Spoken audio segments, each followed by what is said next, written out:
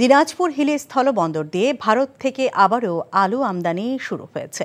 দীর্ঘ ২.৫ মাস বন্ধ থাকার পর আজ দুপুরের দিকে প্রায় ৫০ মেট্রিক টন আলু নিয়ে ভারতীয় ২টি ট্রাক দেশে প্রবেশ করে। স্থানীয় আমদানিকারকের প্রতিনিধি পারভেজ হোসেন জানান, দেশের বাজারে আলুর দাম ঊর্ধ্বগতি, তাই বাজার নিয়ন্ত্রণ রাখতে ভারত থেকে আলু আমদানি করা হচ্ছে। আজ দুপুরে ভারতীয় ২ ট্রাকে ৪৭ মেট্রিক টন আলু আমদানি করা হয়েছে। এসব আলু ভারতের জলপাইগুড়ি থেকে আমদানি করা হয়েছে। আমদানি বাড়লে দেশের বাজারে আলুর দামও কমে আসবে।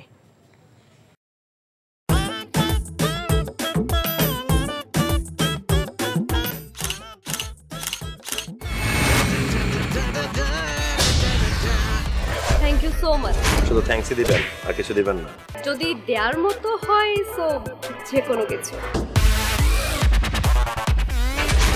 খুব খুশি লাগলো আপনার সাথে ডিল করে। Deal done. হ্যাঁ, ৫০ লাখ। বিউটিফুল। আমি চাচ্ছি এই থার্ড ডেতে তোমাদের এনগেজমেন্টটা করে ফেলো।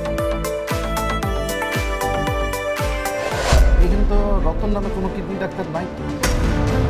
আপনি চিটার বাটপারে পাল্লায় পড়ছেন।